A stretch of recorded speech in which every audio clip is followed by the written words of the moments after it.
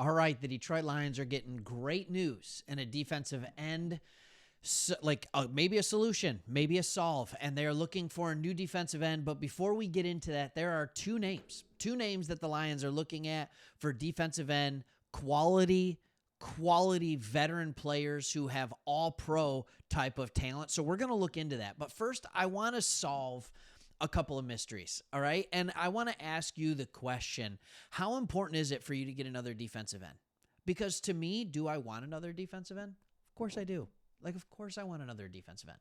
But is it like this thing where it's the end of the world? And do I think our defense is going to crumble if we don't? No. I think we're in a good position. Hey, I've missed all you guys. I've been gone for 5 days, I think, now from the channel. Unexpected.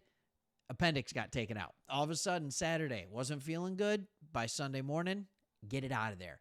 Finally feeling a little bit better here. Good enough to come back on here, record, and stuff like that. So prayers for continued recovery would be great. But let's talk about the defensive line, because while I have a hole where my appendix used to be, a lot of people feel like we have a hole opposite of Aiden Hutchinson. And I just want to remind everybody, and I want to back it up not just with what I have to say. I don't want to back it up just with what I have to say. I want to actually go to an article that talks about it itself. And recently on SI, there's an article that came out that said the Detroit Lions defense is rated 6th. All right. And this just came out. I mean, you can see based on the screen that it was 8 minutes ago. All right. Right here, 8 minutes ago. And here's their argument for it. With a healthy Hutchinson back in the fold, a line that also features tackles Aleem McNeil, even though not for the first half of the season, and DJ Reader and edge rusher Josh Paschal should be a problem for opponents, especially with first-rounder Tyleik Williams also working in the mix inside. The linebackers Jack Campbell and Alex Anzalone aren't stars, but they are solid starters. All right, I agree. They're very solid starters. It's the back of the defense that will determine Detroit's status in 2025, though. All right, and they're saying that is expected to grow, and Brian Branch is one of the best young safeties in the NFL, and battery mate Kirby Joseph led the league with 9 picks last year. Can I just say something on that for a second? Why isn't Kirby Joseph explained as one of the best safeties in the league? You led the league. I mean, he has been amongst league leaders when healthy in turnovers each of the last 3 years, or at least 4 games played, or when healthy. This isn't a new thing. He's always been a turnover machine. I don't understand it. So I think our defense is in a really, really good spot. All right, we replaced Carlton Davis with DJ Reed. We still have Terry Arnold. We still have Amik Robertson. It is still a good secondary. There's no doubt about it. They're good. In fact, the only teams that rated ahead of us in this ranking were the Ravens, the Texans, the Bills, the Eagles, and the Broncos. Now, when you think back to last year, we had a really good defense. We had a really good defense without Hutchinson for a large portion of the year. Think about that for a second. When you look at PFF, all right, now I'm not saying PFF's perfect, but overall we were the number 1 rated team, first in points scored, 7th in points allowed, 2nd in offense of grade, and 5th on defense. So you're sitting here telling me that without Hutchinson for the vast majority of the year, without Hutchinson for 11 games, we were the 5th rated defense and the 7th scoring defense. And now you're telling me when we get Hutchinson back, we still have this huge problem on defense? We don't.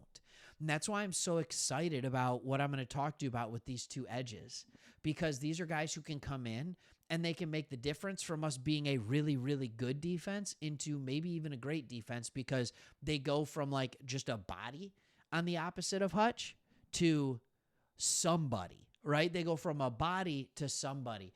And it's funny, when I first did this, the one that I was looking at was a Super Bowl defender wants to make a comeback. It is the infamous I should not be allowed to have fireworks, Jason Pierre-Paul. And he wanted to come back. But there's another name that just recently got released that I actually want to talk more about. But I just want to give you a quick rundown of Jason Pierre-Paul. When you look down here, his production, he hasn't produced at a high level since 2020. He came back in his last season that he played at all was 2023.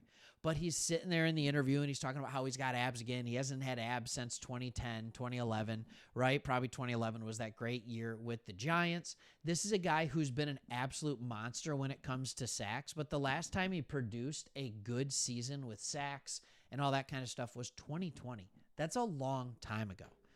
All right, so would you rather have a guy like Jason Pierre-Paul, who, by the way, is 36 years old, or there's another guy out there that just got released, and he goes by the name Javian Clowney?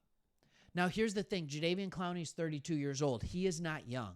It seems like he has been in the league since 2005. Like, I don't know why. Like, and I know that's not true, right? I know that's not true because he's 32 years old, right? He was born in 93. He was drafted in 2014. But when you look at this guy, when you look at what he has done, he has not let up. Now, he played his first 5 years in Houston, and then he has been on 6 teams in the last 7 years. He's been all over the place. It seems like he has played everywhere. But when you look at his overall defensive grade, he was elite back in 18, but he has consistently been very productive since 2019. His pass rush has been very productive. His run defense has been very productive. He does everything well. Even his coverage grade is good. He's put together a couple of double-digit sack seasons. He's been pretty reliable as far as health is concerned. And sometimes they say the best ability is availability. Well, it also helps when that availability also means that they're really good.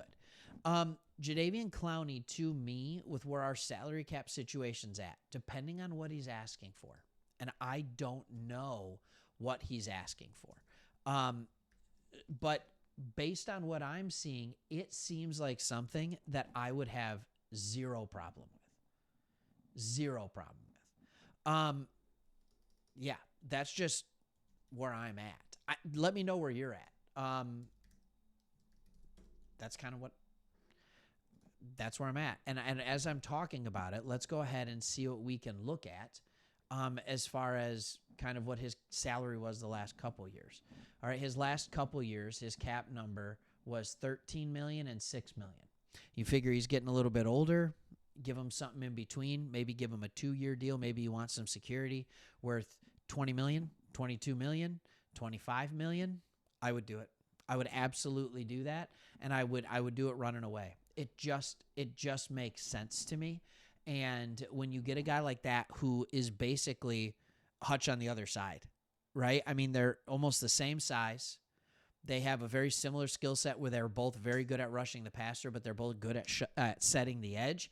It can mean that no matter what, the disguises that we can do with our defense, because it doesn't matter what side you play it on, Clowney's side or Hutch's side. Those guys have a very similar skill set. You can do any of it from either side. And so it makes it almost impossible to do those types of things. That's just kind of where I'm at. I like the idea of Clowney. There's mixed reviews on the Lions side of things as far as the fan base goes. But to me, it fills a much-needed hole, and we have a team that has a lot of money left to do it. I understand money carries over to next year, so you want to keep a lot of it on hand. This might be one of the reasons they were doing it. Would love to see it, and Clowney might want to win a Super Bowl. All right, thanks for watching. See you on the next one.